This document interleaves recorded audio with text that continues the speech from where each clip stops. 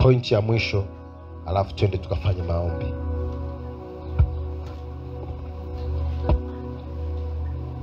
Matendo ya Mitume sura ya 9.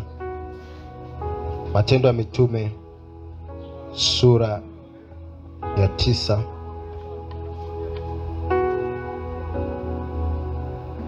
Tumefika? Amen. Mstari wa 31. Basi kanisa likapata raha katika Uyahudi wote na Galilaya na Samaria, likajengwa, likiendelea na kuongezeka katika kicho cha Bwana na faraja ya Roho Mtakatifu. Huwa kuna faraja ya Roho Mtakatifu. Haleluya.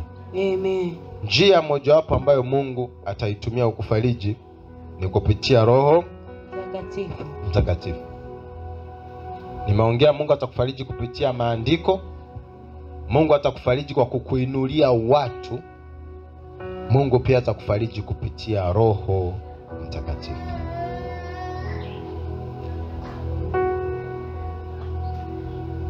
Wakorintho wa pili sura ya 13 mstari wa 14. Neema ya Bwana Yesu Kristo na pendo la Mungu na ushirika wa Roho Mtakatifu ukae nanyi nyote. Sasa Roho Mtakatifu amebeba faraja. Amebeba nini? Faraja. Lakini ili uweze kuzipata hizo faraja za Roho Mtakatifu, lazima uwe na ushirika mzuri na Roho Mtakatifu. Haleluya. Amen. Yes.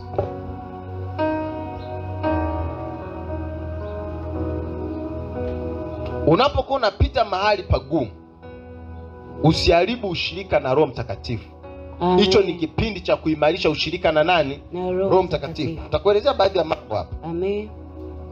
Yaani ule uwepo wa Roho Mtakatifu ambao unashuka, kazi yake sio tu kwamba unashuka ili tuombe, ili tunene kwa lugha. Huwa kuna kazi pia unakujaga kutufariji. Ndio maana mtu ambaye ametembea na Mungu na akapitia mapito magumu atakubaliana na mimi kwamba kipindi ambacho unapitia mapito magumu, huwa kuna kipindi ambacho maandiko hata ukiyasoma uelewi. Kuna kipindi ambacho watu wakija wakaongea na wewe huelewi. Hiyo ni hapo anabaki ni Roho Mtakatifu peke yake. Mtu mmoja aseme amen. Amen. Haleluya. Amen. Hivyo ndio vipindi utakuwa ukiingia kwenye maombi, yaani unajisikia kuomba, unasikia wepesi ambao sio kawaida. Amen. Kwa nini? Kuna namna Roho Mtakatifu anakuimarisha. Amen. Kuna namna Roho Mtakatifu anakufariji. Amen. Sikiliza nyimbo za mwimbaji ambaye anapitia mahali pagumu. Unajua watu wengi waga wakisikia mwimbaji anaimba nyimbo wanabarikiwa, wanaamini kwamba anapitia mahali pazuri. Waimbaji wanaopitia mahali pazuri waga hawana upako. Haleluya. Hawana nini? Hapa nilipo ni kwa neema yako tu. Wewe kaa siku moja chumbani, weka ule wimbo. Hata kama kuna jambo linakuumiza vipi, urudie mara 4 mara 5. Utaanza kuona machozi yanatiririka. Kwa sababu aliyeuimba sio kwamba aliimba yuko mahali, mambo ni alikuwa anapita mahali pagumu. Amen. Roho Mtakatifu akamfariji. Haleluya. Amina. Unajua watu wengi hawaelewi kwa nini waga tunaimba hizi nyimbo. Amina.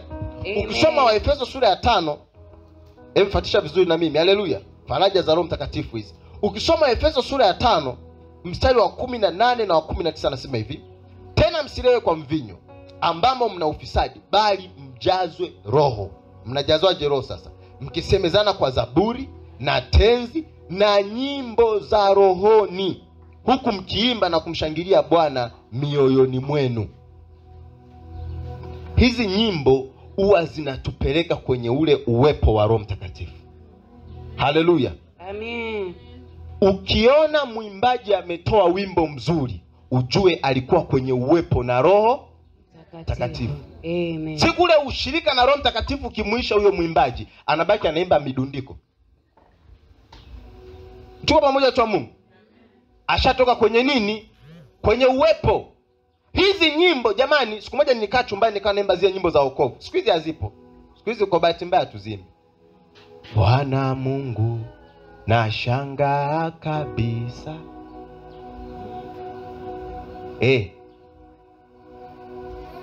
Wamwendea Yesu kwa kusafiwa. Sasa kuna ule wimbo mmoja ule wa salama rohoni mwangu. Haleluya. Kuna kile kibeti anasema, dhambi zangu zote wala si nusu. Yaani yule ni mtu ambaye shetani alikuwa anamhukumu. Anamwambia wewe ulitendaga dhambi. Hivi unajua kitu kimoja hapo kitakuondolea amani na furaha ni dhambi. Haleluya. Amen. Na kati ya faraja ambayo Roho Mtakatifu atakufariji ni kukuonyesha Mungu amekusamehe. Jina la Bwana libarikiwe. Amen. Yes. Ni kukuonyesha Mungu amekusamehe. Jina la Bwana libarikiwe. Amen. Kwa sababu shetani anapenda kushikilia hapo. Ndio maana yule mwimbaji akiwa kwenye uwepo wa Roho akatunga ule wimbo, ni salama rohoni mwangu. Jamani, zile nyimbo hawakuimba watu wa mwilini. Ndio maana zinaitwa tenzi za rohoni.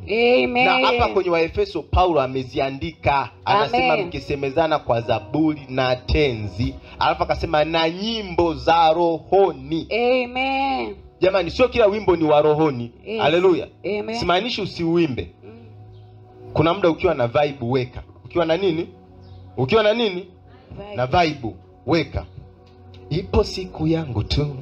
Ipo siku yangu tu. Nami nibarikiwe. Mimi mwenyewe na uweka. Haleluya. Amen. Nikiwa niko okay. Sasa hapo jamani, mambo yote yametiki. Lakini watu wa Mungu, ukiwa kuna issue inakuface, unapita mapito yanakuumiza. Amen.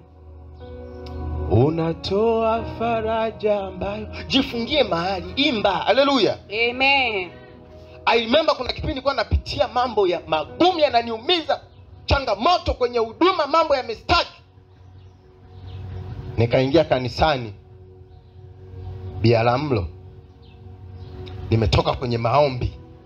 Unajua kuna ile maombi unaomba afu kimaliza hamna linalobadilika. Haleluya. Unabadilika wewe. Sema amen. Watu tumewahi kuomba jamani. Haleluya. Yaani unaomba afu kutoka kwenye maombi sio jambo linalobadilika. Anayebadilika ni nani? Ni wewe. Nikaenda kanisani. Nafika kanisani nikamkuta yule kijana. Yaani niliingia ndo, yaani ule muda anaingia ndio na ule wimbo unaanza. Unafanya mambo ambayo mwanadamu hawezi kufanya. Unatoa faraja. Ai. Yaani nilihisi sijui niko wapi. Niliabudu, nililia, niliomba, nilinena. Yaani nilikuwa nahisi kupasuka. Haleluya. Amen. Hizi moment usio unachukulia kawaida. Amen. Yaani siku umekuja kanisani una jambo. Alafu ule muda wa worship, muda wa kumwabudu Bwana, wewe tengeneza fellowship na Roho Mtakatifu. Amen. Tengeneza ushirika na nani? Na Roho. Kuna watu hawajanielewa. Nimesema tengeneza ushirika na nani? Na Roho Mtakatifu. Vunja protocol. Amen. Unajua watu wengi tunashindwa kuabudu kwa sababu tunakuja kanisani na protocol. Amen. Unasahau kwamba una shida. Unasahau kwamba una mapito. Nakumbuka wakati niko Dar es Salaam mimi mwaka 2020, hitaji moja kubwa nilokuwa nalo hicho kipindi ilikuwa ni hitaji la ndoa. Kwanza Mungu anipe mke. Nilikuwa nimefika mahali nguvu zangu zimeisha. Hicho kipindi mimi nilikuwa ninasimamia praise. Mimi nilikuwa napiga kinanda. Ilikuwa tunafanya maandalizi mazuri Jumamosi. Afu Jumapili ule muda wa worship sasa na maombi, machozi yalikuwa yananitiririka. Yaani nilikuwa nimefika ile point hata kuomba siwezi. Ninaingia kwenye ule uwepo wa kuabudu, ninaacha machozi yanatiririka. Ndio tukisema hivi kuna mtu anafikiria labda prophet na machozi mengi. Nenda na mimi msibani ndio utajua sina machozi. Haleluya. Nenda na mimi msibani. Jina la Bwana libarikiwe. Unajua mtu akisema kwamba ukiona kwamba tuko kwenye uwepo tunalia, sio kwamba tuna machozi mengi wengine. Hivi kuna mtu tunaenda naye vizuri? Amen. Na mimi nishakasema, yaani kuliko nikalie kwenye tatizo kwenye msiba. Si bwana nimlilie Mungu. Amna bana, hiyo ndio vitu vingine. Let us be serious. Hallelujah. Yaani eti nilie kwa sababu nimeachwa, kwa sababu ya mtu. Bora Mungu ayaone. Mungu aga anaona machozi. Sema amen. Amen. Mungu aga anaona nini? Machozi. Nyimbo za rohoni zinatuingiza kwenye ushirika na Roho. Amina. Ule ushirika unatupa faraja. Amen. Jifuatilie vizuri kipindi unapitia mapito. Jamani, ukiona unapitia mapito makali, alafu ulisikii bubujiko, kuna kitu unakipoteza. Amen. Kuna kitu unafanya nini? Nakipoteza. Kwa sababu kile kipindi unapita mahali pagumu, Roho Mtakatifu atakuja kukufariji. Amen. Na njia mojawapo atakufariji kwa namna gani? Kuna uwepo utakuwa unausikia. Amen. Tunamkumbuka yule mama aliimba ule wimbo wa Ekueme, Ekueme. Yule mama baada ya kufariki ndo tukajua mapito aliyokuwa nayo. Yule mama alikuwa akiabudisha ile kanisa la pale nani kwa Dr. Eneche. Watu wanagaragara. Haleluya. Ila kumbe yeye ana msiba, kumbe anapitwa analipitia. Hivi kuna mtu mmoja mzuri. Hivi unajua, ngoja niwaambie. Labda wewe ukusikia historia ya mtumishi wa Mungu Fanuel Sedekia. Unajua kuna watu hapa mnamtumikia Mungu lakini hapendi kufuatilia historia. Fuatilieni historia, mtabaki watoto. Fuatilia nini? Watu wana historia. Sedekia alikuwa na historia, alikuwa na mapito, lakini mpe mic. Mpe mic ndio mtaelewa.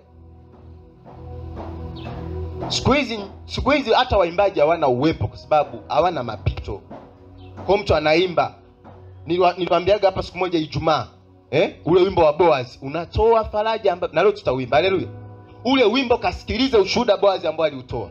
Kuna mapito aliyapitia. Alipita mapito makali sana Boaz. Ushuhuda wa ule wimbo. Kuna siku Mungu akamsaidia kuvuka lile pito. Lilimuumiza mno. Lakini siku moja akagundua Mungu anaweza kumfariji. Ndio ule wimbo ulipotokea. Afuatilia ule wimbo ni maeneo gani hujafika.